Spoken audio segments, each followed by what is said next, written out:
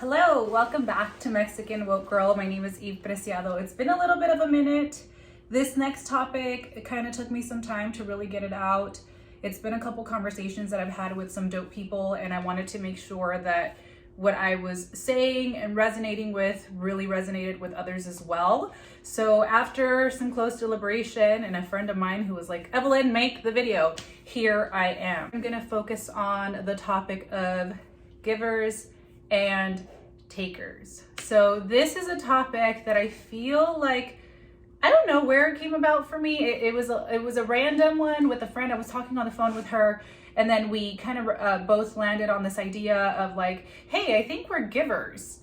And then realized that we attract takers in our life because of that. So then it kind of made me dig a little deeper on this thought process, and it really made so much sense to me. So I spoke to a couple other people about it, and they kind of looked at me at first like I was crazy. And then I've had people be like, you know what, Evelyn, I remember what you told me. And yes, I totally get it. Like, I know what you're talking about. So with that being said, I wanted to talk about this concept of people who are givers and people who are takers. So in my life and my experience, because as you all know, everything I talk about is per my experience, per my life. I am not a psychologist. I am not a therapist. I am not an expert. And I only speak on what resonates with me and what I find to be true to me, what feels true to me. So I wanted to go ahead and really dig deep and make sure that what I was telling you guys made sense on behalf of what I've gone through.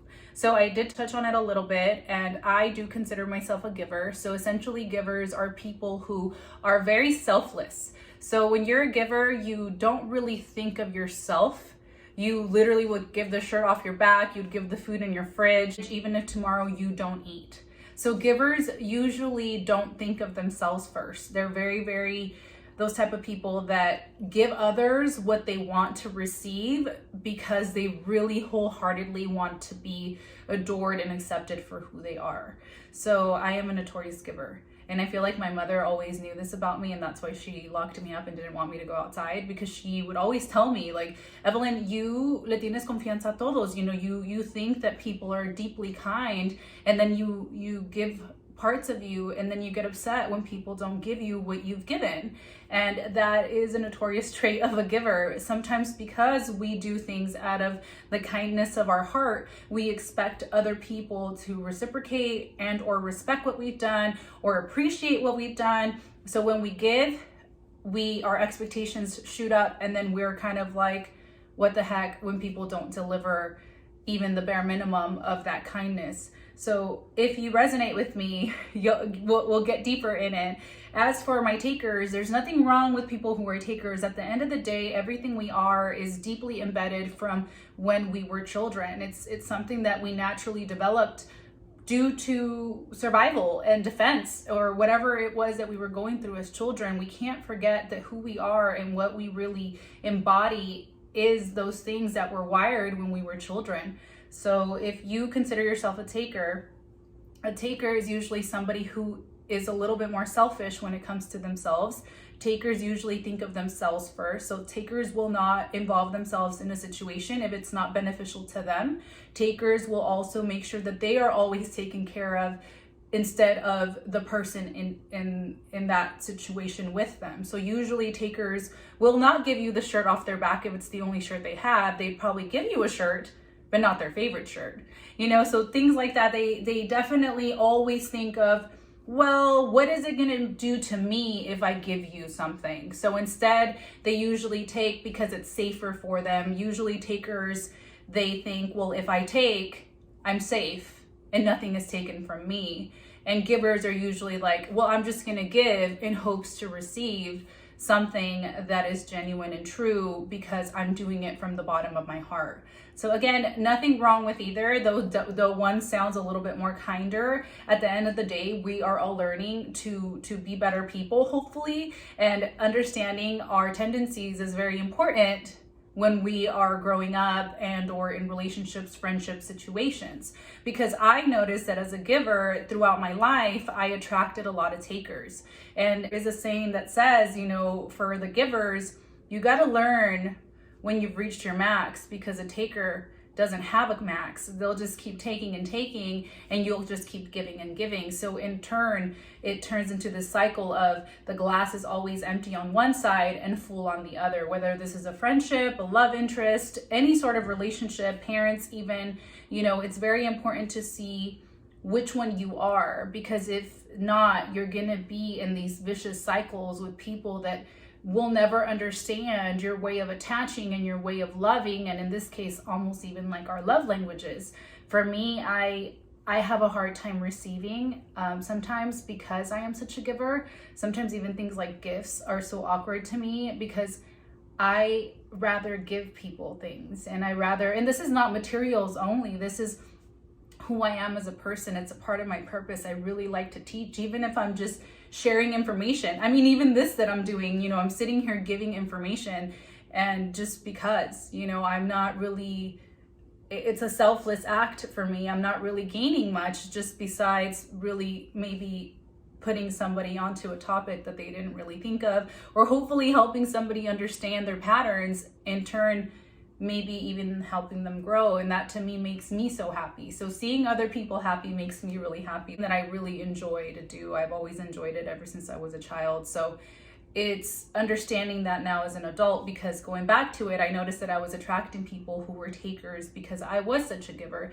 and then I didn't know my limits. I definitely will keep giving and trying to fix, whether it's just advice, whether it's me putting you onto things that I love, that I know have worked for me wholeheartedly, whether it's me regañando, which is scolding because I'm a mama. So I don't have kids, but I consider myself like a mama bear in everything that I do. I definitely am one of those that will be like, if I love you, oh my gosh, like game over if I feel like you could do better, and I'm very big on becoming invested in the success and the life and the love, self-love of other people, regardless of how it's affecting me and how unhappy I am in the situation. So I started to realize this pattern for myself, and granted, it's come a long way for me. I've had some turmoil and some circumstances which were talked about in previous videos, but this is not just due to love, also in friendships. So now that I'm an adult, I've realized that I thrive and I'm so much better in circumstances that involve people who are also givers like me.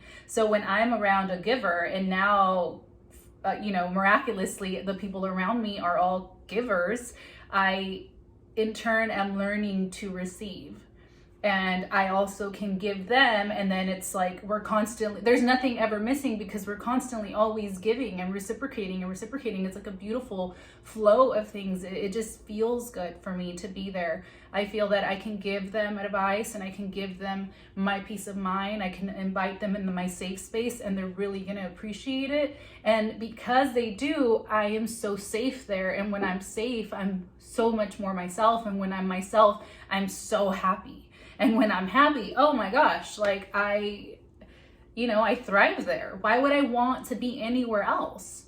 So it's very important that if you're a giver or a taker, that you start assessing how you feel when you leave situations, whether it's a love interest, parents, family, friends, how do you feel when you leave that? Do you feel energized? Do you feel inspired? Do you feel drained? Because all of these things are tips and will show you, and flags, it'll show you where you need to be and the type of person you are. Walk away from hanging out with somebody and you feel so happy and so inspired and you can't wait to be there again, chances are they gave you something. Chances are they just gave you good energy, good advice, you felt comfortable, you felt safe, because that's where we thrive. We want to be there, no matter if we're givers and takers.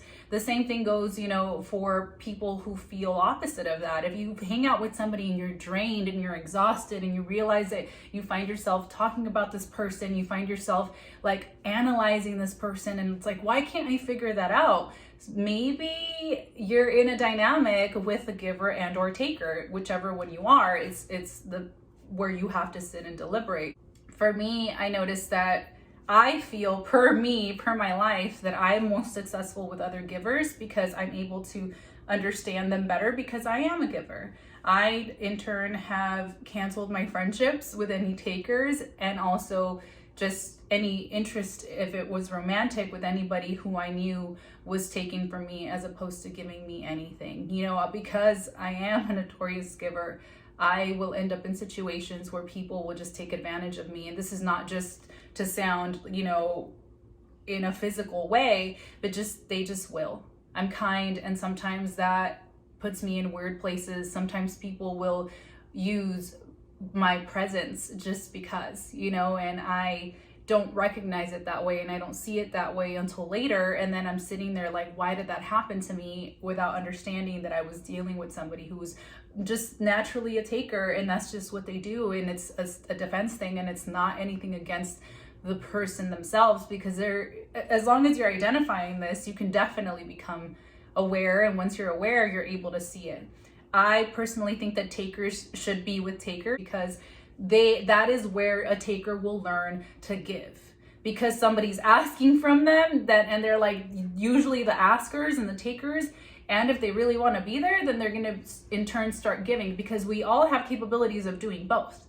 That's why for me, I have to be with givers, because givers inspire me to take, in a sense. If it's healthy and it's safe, I'm like, oh, okay, I could receive this advice from you. I could receive even this gift from you, because I want to do the same for you. So then it becomes like a healthy cycle, and I need to be there. I can't be where people just take from me, because then I won't identify it. I literally will never know. For me, as long as your presence is here, I would take that as you're giving me that, even if it's the bare minimum. And to be honest, I'm quite tired of allowing the bare minimum, because I don't give the bare minimum.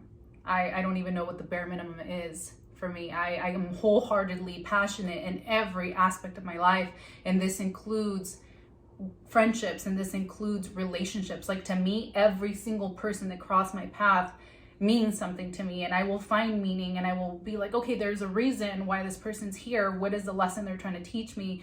I don't play games with connections, because I value my life, and I know that it's only gonna be so long, and I don't want to ruin it. I don't want to waste it. I don't want to live a life without meaning and substance. I want to have friendships that really give to me, and I want to give to them. And the same goes for love interests and families and friendships as well. I've learned that my parents are givers, and that's why I'm a giver as well. My little brothers even are givers. So I want to say that it's something that's been embedded within our childhood from our parents. It's what we see, we absorb that, and we in turn become that. So it's very important that we start really analyzing these tendencies, really analyzing the reason behind the way we move, the things we do, so that we really start assessing them accurately and really start having relationships that matter. It's never too late. I don't care how old you are, who's keeping track of age anyway. It's a matter of understanding, what are you putting out in the world? What are you taking from the world? And really understanding what it really means. This is not to shame anybody. This is not to, bash anybody, whether you're a giver or a taker. This is just to put the topic out there, and to really have people start thinking about these things, and hopefully support them and having better relationships with whoever they're involved with. I leave you all with that. I hope that this video served a purpose, as well as just inform maybe, or if you just wanted to come and watch me, that's okay too. Thank you all for being patient. My name is Eve Preciado. Follow me on the gram at Eve Preciado or at Mexican Woke Girl. You also can find just the audio of this anywhere a podcast can be found, Spotify, Apple, whatever it may be. So thank you so much for your love, support, subscriptions, likes, comments, messages. My gosh, I'm so grateful. Thank you so much. See you next time.